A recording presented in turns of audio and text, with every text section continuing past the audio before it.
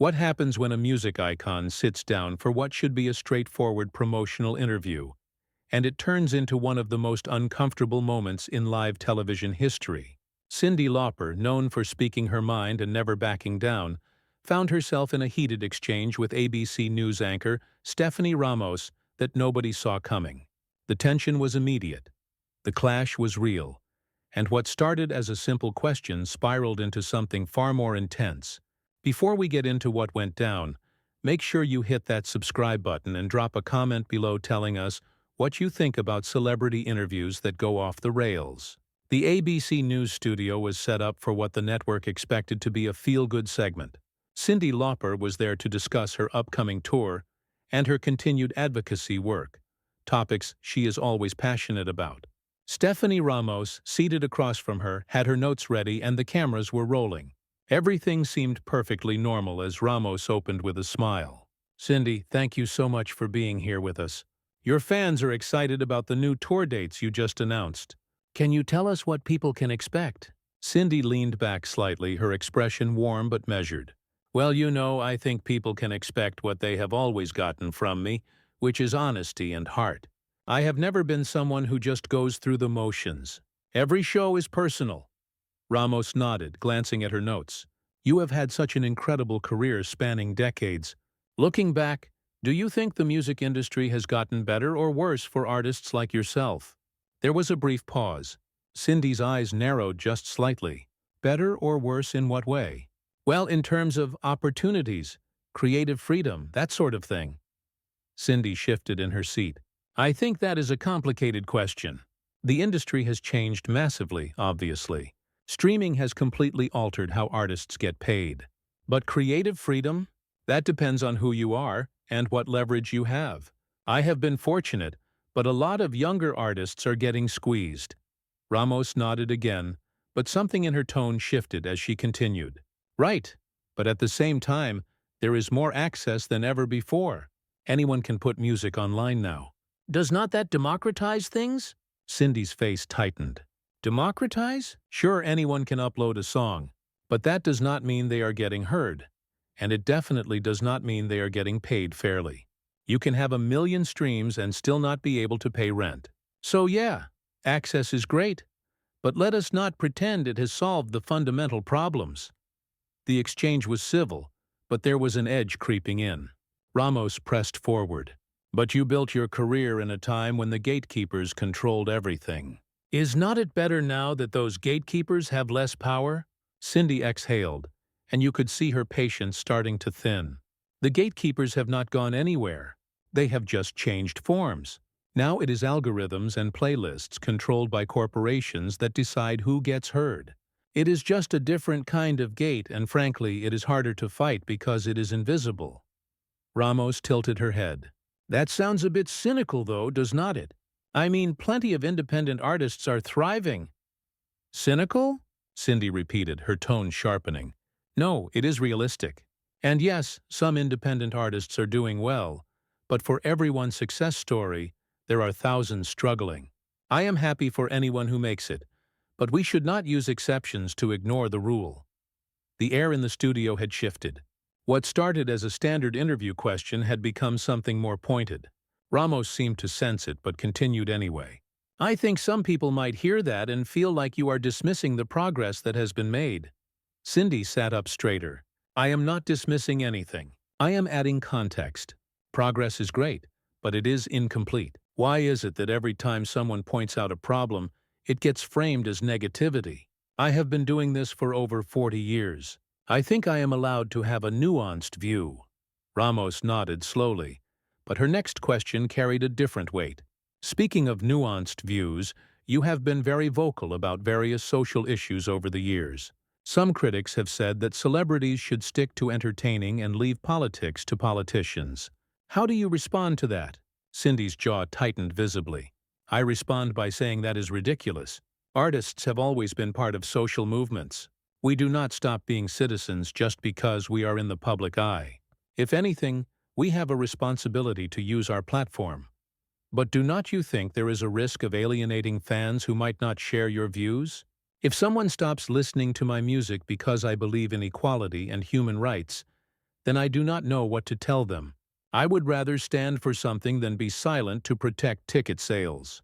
Ramos leaned in slightly. That is admirable. But some would argue that not every issue needs a celebrity voice. Do you ever worry about overshadowing the actual activists doing the work? Cindy's expression hardened. Are you seriously asking me if I think I overshadow activists? I work with activists. I amplify their work. I do not show up, take a photo, and leave. This is not performative for me. I am not suggesting it is, Ramos replied, though her tone suggested otherwise. I am just asking if you ever consider that your involvement might complicate things. Complicate things? Cindy's voice rose slightly. How does advocating for people's rights complicate things? That is the kind of question that makes no sense to me. Either you care about justice or you do not. Ramos did not back down. But justice means different things to different people. What you see as justice, someone else might see differently. Do you think your perspective is the only valid? Ramos adjusted her posture, clearly aware that the interview had veered into uncomfortable territory, but she did not retreat. I am simply trying to understand your perspective. You have built a career on being outspoken, which people admire. But there is a line between being honest and being combative. Do you ever worry about crossing it? Cyndi let out a sharp laugh, but there was no humor in it. Combative? I am combative now because I am not agreeing with you? This is exactly what I am talking about. A man gets passionate and he is strong. A woman does it and she is combative, difficult, emotional. I have heard it my entire career. That is not what I meant. Then say what you mean. Because right now it feels like you are trying to put me in a box, and I do not fit in boxes. I never have. Ramos took a breath, visibly recalibrating. Let me ask you this then. You mentioned earlier that you have been doing this for 40 years. Do you think younger artists today face the same challenges you did? Or are the challenges different? Cyndi eyed her warily, as if trying to determine whether this was a genuine pivot or another setup. The challenges are both the same and different. The sexism is still there, just more subtle sometimes. The pressure to look a certain way, sound a certain way, that has not gone anywhere. But now you also have social media, which is a whole other beast. Every move you make is documented and judged instantly. I do not envy that part. But social media also gives artists direct access to their fans without intermediaries. Is not that empowering? It can be, sure. But it is also exhausting. You are expected to be available constantly, to share everything, to perform your life. And if you do not, people say you are out of touch or washed up. It is a trap. Ramos leaned forward. A trap you participate in though, right? You are on social media. You use it to promote your work and your causes. I use it strategically, yes, but that does not mean I think it is healthy or that the system is good. I can participate in something and still critique it. Those things are not mutually exclusive. Fair enough, Ramos said, though her tone suggested she was not quite done. Let me shift gears for a moment. Your music has always had themes of individuality and empowerment. Girls Just Want to Have Fun became an anthem. Time After Time is timeless. Do you feel pressure to live up to the image those songs created? Cindy's expression softened slightly, but her guard remained up. I do not think of it as pressure. Those songs came from a real place. They were not manufactured to fit an image. So living up to them just means continuing to be authentic, which is what I have always tried to do. But authenticity is subjective, is not it? What feels authentic to you might not resonate with everyone. And that is fine. I am not trying to resonate with everyone. I am trying to connect with people who get it. You cannot please everybody, and honestly, trying to do that is how you lose yourself. Ramos nodded, then hit her with another curveball. You have been married for over 20 years. In an industry known for relationship instability, that is rare. What is the secret? Cindy's eyes flashed with irritation. Why are we talking about my marriage? What does that have to do with anything? You talk about authenticity and staying true to yourself. I imagine that applies to your personal life as well. I am curious how you balance a public career with private commitments. By keeping them private, Cyndi said flatly. I do not owe anyone details about my personal relationships. That is not part of the deal. But you have spoken about your husband in interviews before. On my terms when I chose to. Not when someone randomly brings it up like it is fodder for entertainment. Ramos shifted slightly. I am not trying to pry. I think people are genuinely interested in how someone maintains longevity in both their career and personal life. It is inspiring. Then frame it that way instead of making it sound like my marriage is some kind of curiosity, because I am in entertainment. People stay married all the time. It is not a circus act. The tension ratcheted up again. Ramos clearly felt the need to regain control. You seem very defensive right now. Is there a reason for that? Cyndi stared at her in disbelief.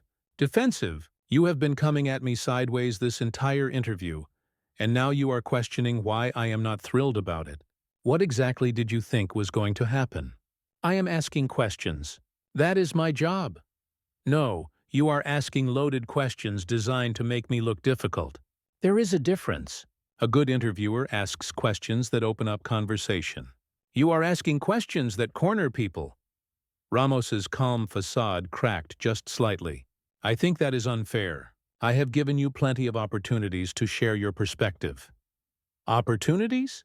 You have been challenging everything I say like this is a debate, not an interview. Do you do this with everyone, or is this special treatment? I treat all my guests with the same level of journalistic rigor. Rigor, Cyndi repeated, almost laughing. That is what we are calling this? Ramos's jaw tightened. I am trying to have a substantive conversation. If you want softball questions where everyone just agrees with you, maybe morning talk shows are not the right venue. Cyndi's eyes went wide. Wow, there it is. So because I am not playing along with whatever narrative you have decided on, I am looking for softball questions. That is insulting. It is not meant to be. Well, it is. You are suggesting that me expecting basic respect and good faith questions means I want to be coddled. That is absurd. Ramos took a visible breath, trying to steady herself. Let me ask you something directly then. Do you think this interview is going badly? Cyndi laughed, a genuine laugh this time, though still edged with frustration. Do I think it is going badly? Stephanie, we have been going in circles for 15 minutes. You keep asking questions that seem designed to provoke rather than illuminate. So yeah, I would say it is not going great. And you do not think you bear any responsibility for that? Responsibility for what? For not letting you steamroll me? For calling out questions that do not make sense? If that is my fault, then sure, I will take responsibility. Ramos leaned back, her professional composure clearly being tested. I am not trying to steamroll you. I am trying to push past the surface-level talking points. Is not that what good journalism is supposed to do? Good journalism is supposed to seek truth, not create conflict for the sake of conflict. And right now, that is what this feels like. That is your interpretation. It is. Ramos nodded slowly, but her next move suggested she was not satisfied with that answer. You mentioned that these issues are interconnected, and I think most people would agree with that. But some of your critics have said that you spread yourself too thin, that your activism loses impact because you are trying to be everywhere at once. How do you respond to that? Cyndi's face flushed red. My critics? Who are these critics? Because it sounds like you are hiding behind anonymous voices to make a point you want to make yourself. Ramos blinked, clearly not expecting that response. I am referencing commentary that exists in the public sphere. It is not personal. It feels pretty personal when you are sitting across from me saying it. If you have an opinion, own it. Do not hide behind some vague critics. I am not hiding behind anything. I am presenting different perspectives for you to respond to. That is standard interview practice. No, standard interview practice is asking genuine questions. What you are doing is throwing out criticism disguised as questions and then acting neutral about it. It is cowardly. Ramos stiffened. I do not appreciate being called cowardly, and I do not appreciate being ambushed. So I guess we are both unhappy. The producers were visibly uncomfortable now, exchanging glances, but no one called for a break. Ramos pressed her lips together, then continued. Let me be direct then. Do you think your approach to activism is effective? Yes, I do. Otherwise, I would not do it. But how do you measure effectiveness? What is the metric? Cyndi threw her hands up slightly. You cannot always measure impact in numbers. Sometimes it is about visibility, about making people feel less alone, about keeping conversations going. Not everything has to be quantified to matter. So you are saying impact does not need to be measurable? I am saying impact is not always measurable in the way you want it to be. A kid who hears me speak up and realizes they are not alone, that matters. But you cannot put that in a spreadsheet.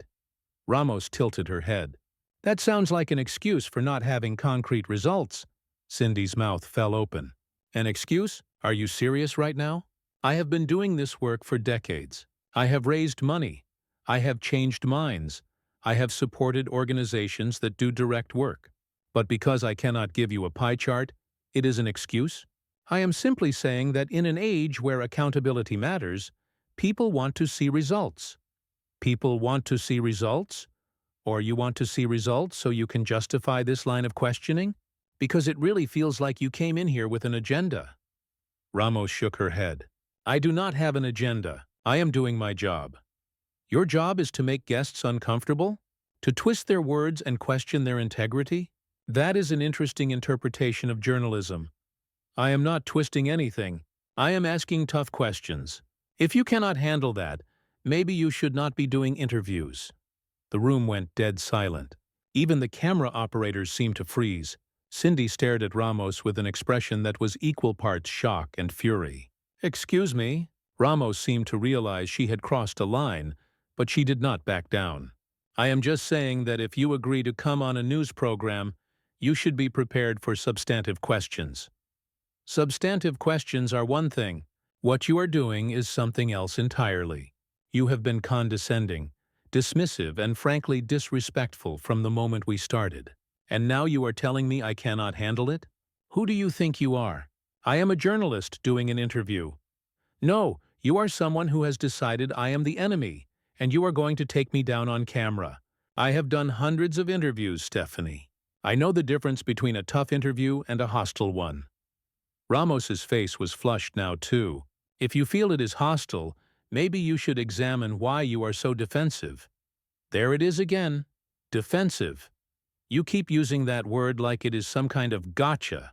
I am not defensive. I am responding to your questions. And my responses do not agree with whatever point you are trying to make, so you are labeling me as difficult. I have not called you difficult. You have implied it with every question. You have questioned my motives, my effectiveness, my authenticity. What else would you call that? Ramos straightened her shoulders. I would call it journalism. I ask hard questions. That is what I do. Hard questions come from curiosity and a desire to understand. Your questions come from a place of skepticism and judgment. Those are very different things. So you only want to be interviewed by people who agree with you? Cyndi laughed bitterly. That is not what I said, and you know it. I am fine with disagreement. I am fine with challenge. What I am not fine with is being set up to fail. And that is what this has been from the start. Ramos leaned forward, her voice sharper now. How exactly have I set you up to fail? By asking questions with no good answers. By framing everything I say in the worst possible light. By acting like I am on trial instead of here for a conversation. Should I keep going? Those sound like excuses for not wanting to engage with legitimate criticism. Legitimate criticism? You have not offered criticism, you have offered attacks disguised as questions. There is nothing legitimate about that. The tension was suffocating. Ramos glanced at her notes, her hand slightly shaking. You have a new tour coming up. Ticket sales have been strong in some markets but slower in others. Do you think your political stance has affected your commercial appeal? Cyndi just stared at her for a long moment. Are you really asking me if I regret standing up for what I believe in because it might have cost me some ticket sales? I am asking if you are aware of the financial implications of your choices. Of course I am aware. I am not naive. But I would rather play to half-full venues of people who share my values than pack stadiums with people who want me to shut up and sing. So if that is your question, there is your answer. That is admirable, but it is also a privilege, is not it? Not every artist can afford to alienate part of their audience. Privilege, Cyndi repeated, her voice dangerously quiet. Ramos's face went pale, then red. You are calling me bad at my job? If the shoe fits. I have sat with everyone from Oprah to Howard Stern, and none of them have made me feel as disrespected as I feel right now. So either you are having a really off day, or this is just how you operate. I am doing exactly what I am supposed to do. I am holding you accountable. Accountable for what? For having opinions? For caring about things? For not fitting into whatever box you decided I should be in? You are not holding me accountable. You are punishing me for not playing along. Ramos slammed her hand on the armrest of her chair. I am not punishing anyone. I am trying to have an honest conversation. And you are making it impossible. I am making it impossible. You have been antagonistic from question one. You have questioned my motives, my integrity, my effectiveness, my marriage, my career choices. What part of that is honest conversation? Those are all fair topics. Fair topics asked in unfair ways. That is the problem. You can ask about anything, but how you ask matters. And you have chosen to ask in the most adversarial way possible. Ramos stood up abruptly, her microphone nearly pulling from her lapel. Maybe we should take a break. Cyndi stood up too, already reaching for her own microphone. No, I think we should end this. I am not interested in continuing a conversation where I am clearly not welcome. You are welcome. You are just not willing to answer difficult questions.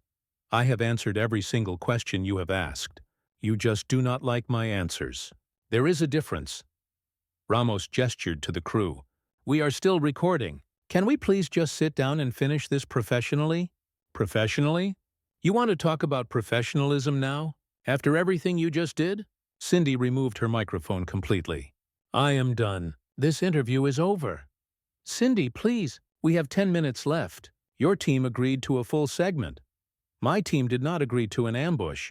They agreed to an interview. This stopped being an interview a long time ago. Ramos took a step forward. You are overreacting. This is what interviews are. Push and pull. Challenge and response. You are taking this way too personally. Cyndi's eyes blazed.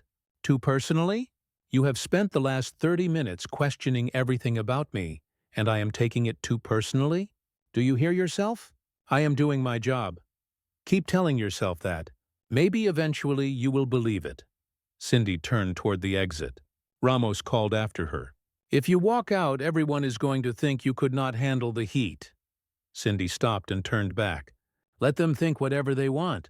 I would rather be seen as someone who walks away from disrespect than someone who tolerates it for the sake of appearances. I have never cared what people think, and I am certainly not going to start now because you think it makes me look weak. It makes you look like you cannot defend your positions. I defended every position I have. You just did not like how I defended them. That is your problem, not mine. This is going to make headlines, you know that. Cyndi laughed. Good. Maybe it will start a conversation about how interviews should actually be conducted. Maybe other artists will see this and realize they do not have to put up with being treated like garbage just because someone has a camera and a microphone. I did not treat you like garbage. That is exactly how you treated me. And the fact that you do not see it makes it even worse. Cyndi headed for the door again. Cyndi, wait! Ramos's voice was desperate now. Can we at least end on a civil note? For the sake of both our reputations? Cyndi paused at the door, her hand on the handle. My reputation will be fine. I am not the one who spent half an hour trying to tear someone down on live television. You might want to think about yours, though. And with that, she walked out. The studio door closed behind her with a definitive click. Ramos stood frozen, her face a mixture of shock, anger, and something that might have been embarrassment. The crew remained motionless, unsure of what to do. One of the producers finally spoke up. Should we cut? Ramos nodded slowly, her professional mask slipping completely. Yeah, cut it. The red recording lights blinked off. The silence that followed was deafening. What was supposed to be a simple promotional interview had turned into one of the most explosive moments in recent television history. The footage would spark debates for weeks, with people divided over who was in the wrong. But one thing was clear. When Cyndi Lauper felt disrespected, she did not stick around to play nice. She had spent 40 years refusing to be put in a box, and she was not about to start now. If you made it to the end of this video, make sure you hit that subscribe button because we cover stories like this all the time. And drop a comment below, who do you think was out of line here? Stephanie Ramos for her questioning style, or Cyndi Lauper for walking out? Let us know what you think.